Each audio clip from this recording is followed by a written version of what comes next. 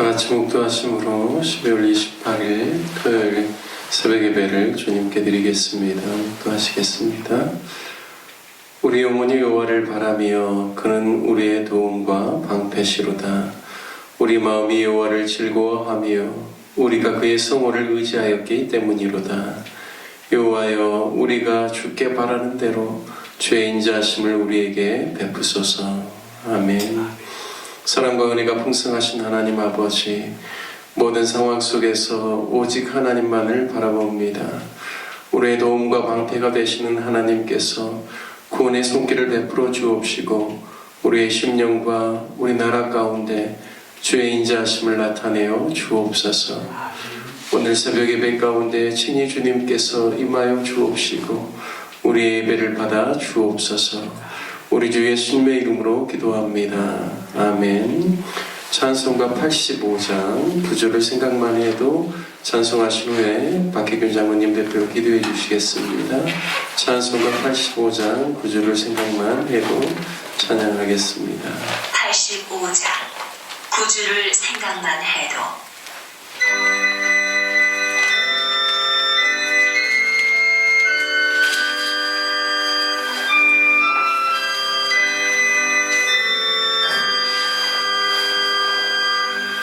구주를 생각만 해도 이렇게 좋거든.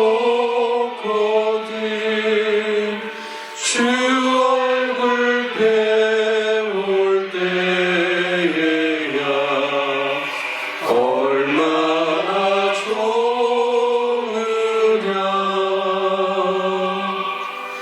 만민의 구주 예수의 귀하신 이름은 천지에 있는 이름 중 귀할 때 얻도다.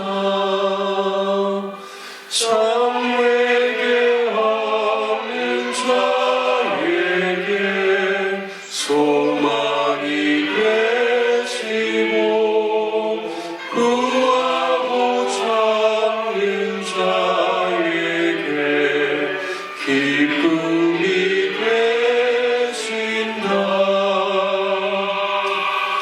예수의 넓은 사랑을 어찌다 말하랴. 주 사랑받은 사람만 그 사랑 알도다. 사랑의 구주 예수여, 내 기쁨 되시고 이제로부터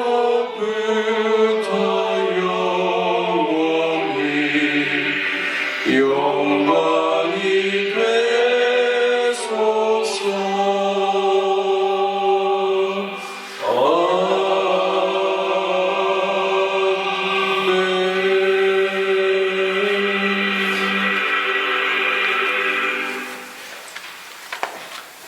하나님, 밤새 하얀 눈이 지면을 살며시 덮였습니다. 이 눈을 볼 때마다 주님의 말씀이 생각나는 게 있습니다. 너희 죄가 지옥 같을지라도 이 눈처럼 휘어질 것이요.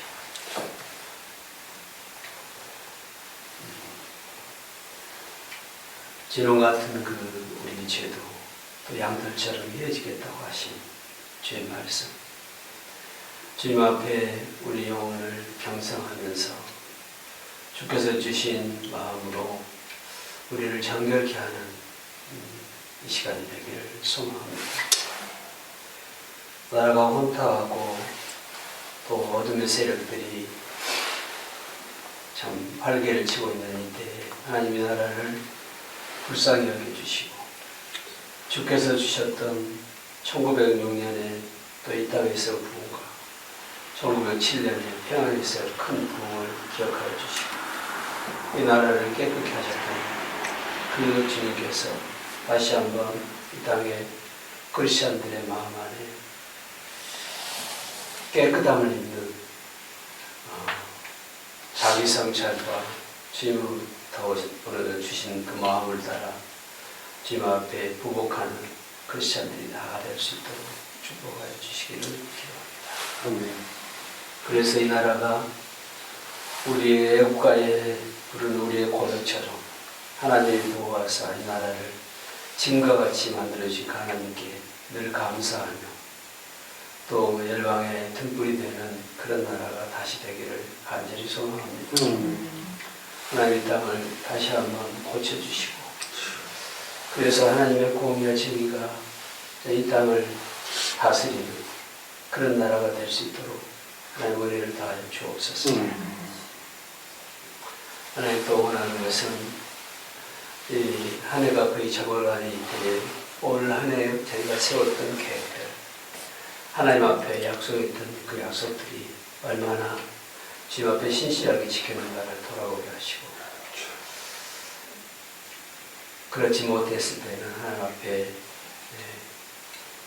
회개하고 또 다시 하나님으로부터 새로운 마음을 받는 귀한 시간이 될 수 있도록 이 시기를 주님 그렇게 축복하여 주옵소서. 내년에 참 하나님께서 우리나라에 행하실 것 그리고 우리 교회 믿는 사람들이 행하실 일들을 기대하면서 기도합니다. 하나님의 땅을 다시 한번 깨끗게 하여 주시고 온 교회들이 전심으로 다시 오실 주님을 기다리는 그래서 주님을 다시 우리 부른 찬송처럼 졸고 그때 보는 그 소망을 가지고 자신을 정결케 하는 거룩한 신부 같은 신령들이 다 될 수 있도록 은혜를 다하여 주옵소서. 오늘도 저희가 말씀을 대합니다. 말씀 가운데 감춰져 있는 하나님의 역사와 하나님의 마음을 다시 한번 저희 마음에 새기는 귀한 시간 될 수 있도록 성령께서 친히 인도하여 주시고 목사님 말씀 풀어주실 때 성령의 능력이 또 성령의 감동이 충만하여서 그 말씀이 하나님의 말씀을 대언하는 말씀이 되게 하여 주옵소서. 감사드리고 예수님의 이름으로 기도합니다. 이런 새벽에 또 눈길을 헤치고 나오시는 우리 성도님들 가운데 하나님의 은혜와 인도와 보호하심이 늘 가득 넘치시기를 주님의 이름으로 축복합니다. 오늘 함께 같이 나누실 말씀 창세기 23장 말씀입니다. 창세기 23장 1절에서 20절 말씀을 저와 여러분 한 절씩 교독하겠습니다. 창세기 23장 말씀입니다. 사라가 127세를 살았으니 이것이 곧 사라가 누린 해수라. 사라가 가나안 땅 헤브론 곧 기랏 아르바에서 죽음에 아브라함이 들어가서 사라를 위하여 슬퍼하며 애통하다가 그 시신 앞에서 일어나 나가서 헷 족속에게 말하여 이르되 나는 당신들 중에 나그네요 거류하는 자이니 당신들 중에서 내게 매장할 소유지를 주어 내가 나의 죽은 자를 내 앞에서 내어다가 장사하게 하시오. 헷 족속이 아브라함에게 대답하여 이르되 내 주여 들으소서. 당신은 우리 가운데 있는 하나님이 세우신 지도자이시니 우리 묘실 중에서 좋은 것을 택하여 당신의 죽은 자를 장사하소서. 우리 중에서 자기 묘실에 당신의 죽은 자 장사함을 금할 자가 없으리이다. 아브라함이 일어나 그 땅 주민 헷 족속을 향하여 몸을 굽히고 그들에게 말하여 이르되 나로 나의 죽은 자를 내 앞에서 내어다가 장사하게 하는 일이 당신들의 뜻일진데 내 말을 듣고 나를 위하여 소알의 아들 에브론에게 구하여 그가 그의 밭머리에 있는 그의 막벨라 굴을 내게 주도록 하되 충분한 대가를 받고 그 굴을 내게 주어 당신들 중에서 매장할 소유지가 되게 하기를 원하노라 하며 에브론이 헷 족속 중에 앉아있더니 그가 헷 족속 곧 성문에 들어온 모든 자가 듣는 데서 아브라함에게 대답하여 이르되 내 주여 그리 마시고 내 말을 들으소서. 내가 그 밭을 당신에게 드리고 그 속의 굴도 내가 당신에게 드리되 내가 내 동족 앞에서 당신에게 드리오니 당신의 죽은 자를 장사하소서. 아브라함이 이에 그 땅의 백성 앞에서 몸을 굽히고 그 땅의 백성이 듣는 데서 에브론에게 말하여 이르되 당신이 합당히 여기면 청하건대 내 말을 들으시오. 내가 그 밭 값을 당신에게 주리니 당신은 내게서 받으시오. 내가 나의 죽은 자를 거기 장사하겠노라. 에브론이 아브라함에게 대답하여 이르되 내 주여 내 말을 들으소서. 땅 값은 은 400세겔이나 그것이 나와 당신 사이에 무슨 문제가 되리이까. 당신의 죽은 자를 장사하소서. 아브라함이 에브론의 말을 따라 에브론이 핵 족속이 듣는 데서 말한 대로 상인이 통용하는 은 400세겔을 달아 에브론에게 주었더니 마므레 앞 막벨라에 있는 에브론의 밭 곧 그 밭과 거기에 속한 굴과 그 밭과 그 주위에 뚫린 모든 나무가 성문에 들어온 모든 핵 족속이 보는 데서 아브라함의 소유로 확정된지라. 그 후에 아브라함이 그 아내 사라를 가나안 땅 마므레 앞 막벨라 밭 굴에 장사하였더라. 마므레는 곧 헤브론이라.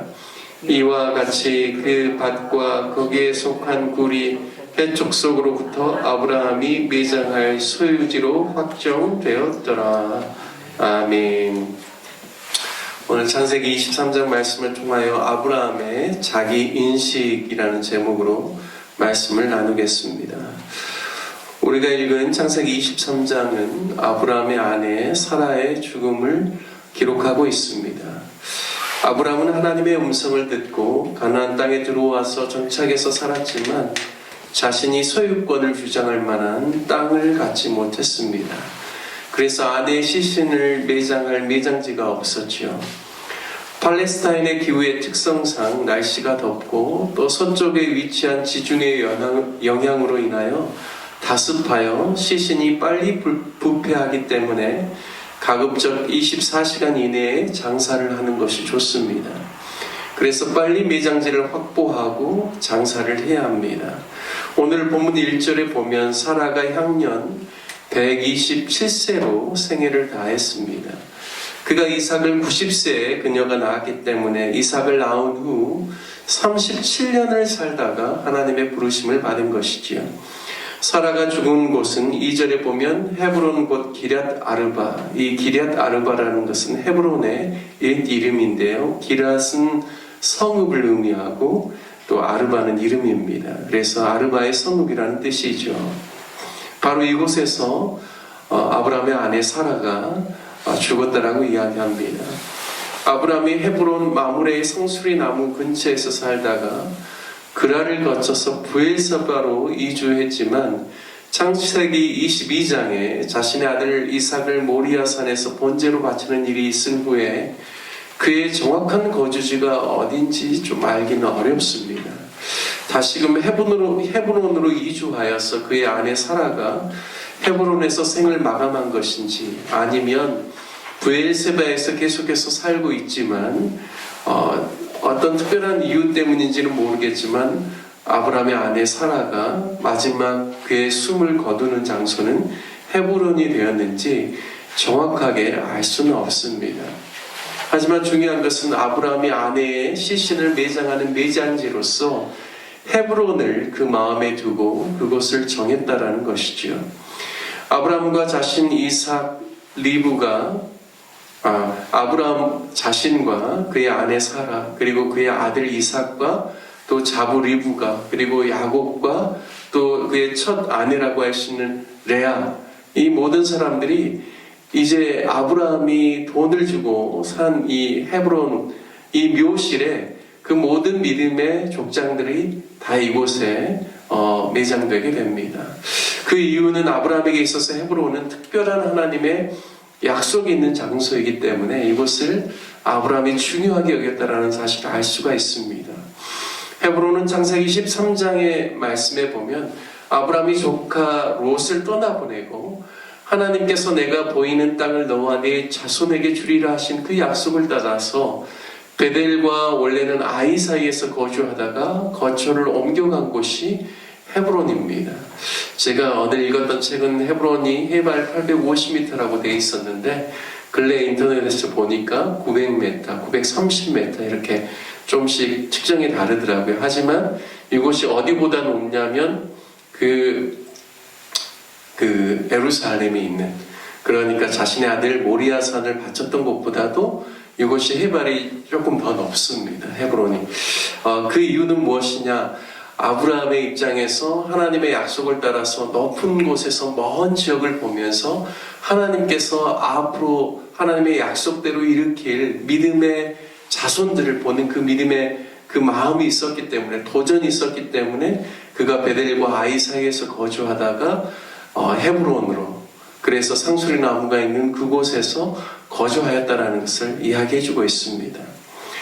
늘 아브라함의 마음에는 아마 그가 거주지를 그랄로 그리고 부엘세바로 나중에 옮겼지만 늘 헤브론을 생각하면 하나님께서 나에게 약속해 주신 곳, 그것으로 말미암아 내가 믿음으로 거처를 옮겨간 곳, 이러한 그러한 마음이 있었던 것 같습니다. 그래서 자신의 아내 사라의 매장지를 정할 때도 다른 곳이 아닌 헤브론에 대한 마음을 가지고 이제 그곳에서 자신의 일생에 있어서 유일한 소유지, 한 평의 땅도 그가 가나안 땅에 들어와서 갖지 못하였지만 그의 유일한 소유지를 그곳에서 얻게 되는 것이죠. 오늘 그 역사가 오늘 창세기 23장에 기록되어 있습니다.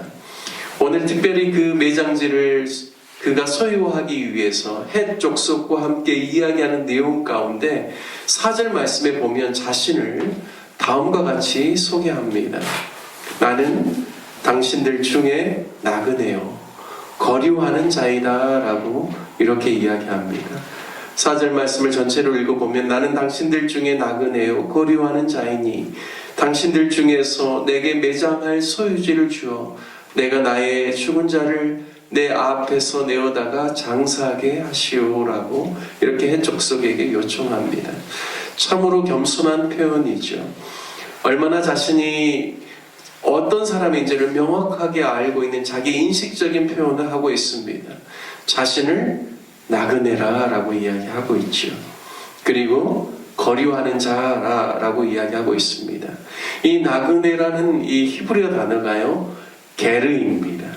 영어로는 에일리언, 외국인, 이방인이라는 뜻이죠. 히브리어로 게르라는 단어가, 제가 이 단어를 볼 때 딱 생각나는 게 몽골에 제가 작년에 전도여행을 갔었는데, 단기 선교를 갔었는데, 혹시 몽골에서 그 이동형 큰 천막을 게르라고 하는 거 아신가요? 게르가 그 목축을 하는 사람들에게 있어서는 많은 그 풀을 찾아서 이동해야 되기 때문에, 많은 가축대를 가지고 이동해야 되기 때문에 한 곳에 정착하기가 어려워서 이동용 큰 텐트를 가지고 그곳에서 텐트를 치고 어느 일정 기간을 지내다가 또 이동합니다. 그래서 이동해서 또 다시 개를 다시 이제 접었다 피는 것이죠.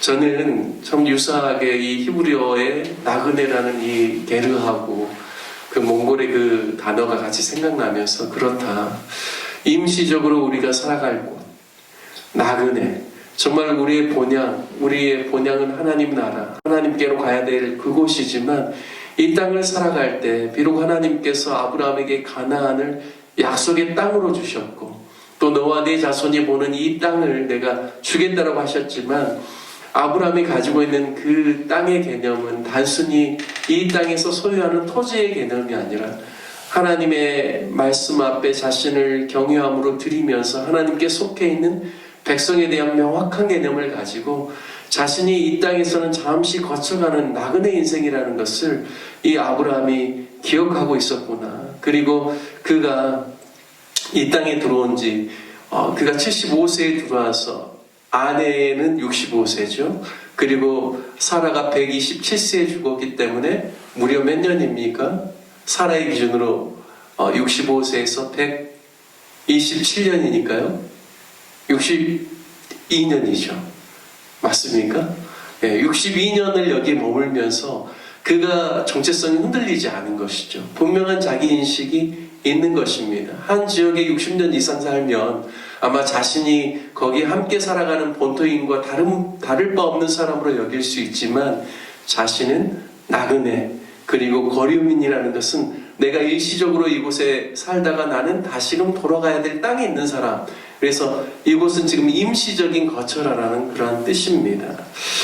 참 해족속 앞에서 아브라함이 이와 같이 이야기할 수 있다는 것은 그가 어디에 자신의 그 거처를 생각하고 있는지를 분명하게 보여주는 표현이라고 믿습니다. 자신이 궁극적으로 가야 될 약속의 땅은 자신의 영혼이 돌아가야 될 본향, 하나님 계신 곳, 하나님의 나라라는 사실을 분명히 알았기 때문에 그가 해족속 앞에서 60년 이상을 살고 난 다음에도 여전히 이와 같이 고백할 수 있었다라고 믿습니다. 히브리서 11장 13절과 14절에 보면 이 사람들은 바로 그 앞절에 이제 노아도 소개하지만 그 앞절에 보면 아브라함과 사라에 대한 이야기가 나오거든요. 히브리서 11장 13절 14절에 이 사람들은 다 믿음을 따라 죽었으며 약속을 받지 못하였으되 그것들을 멀리서 보고 환영하며 또 땅에서는 외국인과 나그네임을 증언하였으니 그들이 이같이 말하는 것은 자기들이 본향 찾는 자임을 나타냄이라 말씀합니다. 믿음의 사람들은 이 땅에서 외국인으로 나그네로 그렇게 삶을 살았다라고 분명하게 말씀하고 있습니다.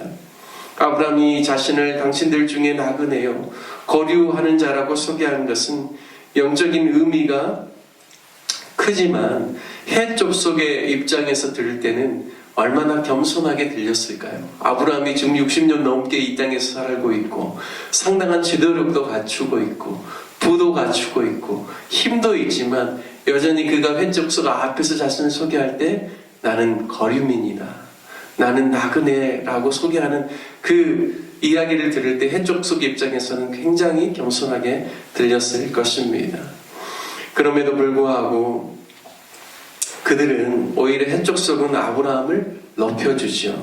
6절 말씀에 보면 내 주여 들으소서, 당신은 우리 가운데 있는 하나님이 세우신 지도자이시니 우리 묘실 중에서 좋은 것을 택하여 당신의 죽은 자를 장사하소서 말씀합니다. 여기 보니까요, 아브라함을 굉장히 높여주는 표현으로 내 주여라고 이야기합니다. 그리고요, 해족속은 하나님을 알지 못하는 자들이죠. 하지만 그들이 어떻게 이야기하는가? 당신은 우리 가운데 있는 하나님이 세우신 지도자라고 말합니다. 그러니까 그 하나님을 알지 못하는 족속의 입장에서도 아브라함을 보았을 때 아브라함이 증언하고 있는 하나님이 살아계시고, 그리고 아브라함은 그 하나님이 세우신 지도자라고 이야기할 수 있을 만큼 훌륭한 사람이다라는 사실을 그들이 고백하고 있습니다. 이것이 아브라함이 보여주는 영적인 지도력의 큰 중요한 대목입니다. 이 해족속이 그들이 정말 아브라함을 높여주고 있다는 것이죠. 그들이 보기에 아브라함이 지도자로 보인다는 것입니다. 우리가 이 땅을 살아가면서도 이런 아브라함의 모습을 본받아야 된다고 믿습니다. 스스로가 나는 지도자다, 나는 리더다 라고 이야기하는 것이 아니라 우리가 함께하고 있는 사람들이 정말 우리를 통해서 하나님께서 저 사람은 정말 영적인 지도력을 주신 사람이구나, 그리고 정말 저분은 고귀한 인품을 가진 지도자구나라는 것을 주변에 있는 사람들이 이야기하는 것이 올바른 지도자의 모습이다라고 믿습니다. 아브라함은 7절 말씀에 보면 그들이 그냥 매장지를 그냥 선택해서 어디를 좋은 곳을 사용하더라도 아무런 문제가 우리에게 되지 않는다라고 이야기하지만, 아브라함은 7절 말씀에 보면 해족속을 향하여 몸을 굽히고 8절에 말하기를 수알의 아들 레브론에게 구하여 그가 그의 밤머리에 있는 막벨라 굴을 내게 주도록 충분한 대가를 받고 내게 주어서 매장할 소유주가 되게 하도록 요청하는 것을 보게 됩니다. 그냥 무상으로 아무런 대가 없이 그냥 자신의 아내를 매장지를 사용하려고 하는 것이 아니라 어떠한 대가를 주더라도 내가 분명하게 소유지를 확보하여서 이것이 나만의 것이 아니라 내 자손에게 이어질 수 있도록 내가 그와 같이 정당한 대가를 주고 내가 사겠다라고 이야기하는 것이죠. 그리고 막벨라, 이 더블이라는 영어로는 그러한 의미가 있습니다. 그래서 굴이 그 안에 하나가 더 있었는지, 안 그러면 들어가는 입구가 2개였는지, 뭐 여러 가지 학자들의 말이 있지만, 어쨌든 간에 아브라함이 신중하게, 에브론이 가지고 있는 저 막벨라 굴이 내가 매장지로 사용하기에 가장 합당한 곳이구나라는 것을 그가 미리 알고 그것을 구했다라는 것이죠. 에브론도 그것에 대해서 만류하지만, 여기 보면 은 400세겔을 가지고 그 밭의 모든 그 굴을 포함한 모든 그 값이 400세겔이라고 제시를 은연중에 하는 것을 보게 됩니다. 그래서 아브라함이 그것을 한 푼도 깎지 않고 다 주고 그 매장지를 자신의 소유지로 구입했다라고 말씀하고 있습니다. 아브라함에게 있어서 넓은 땅이 자신의 소유지로 필요했던 것은 아닌 것 같습니다.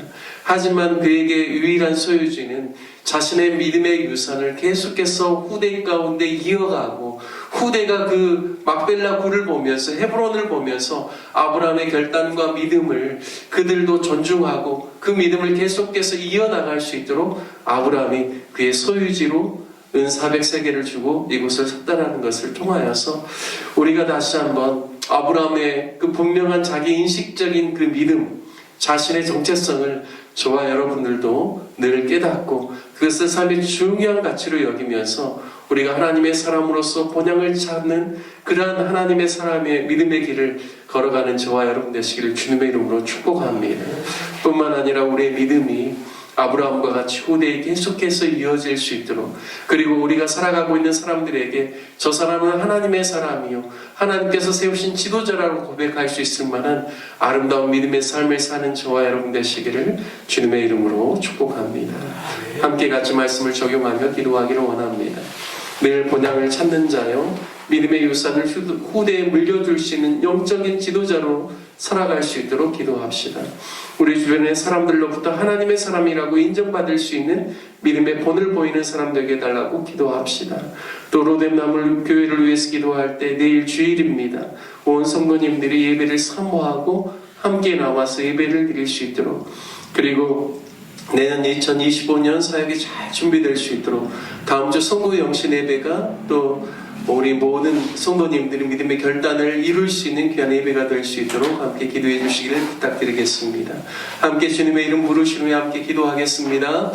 주여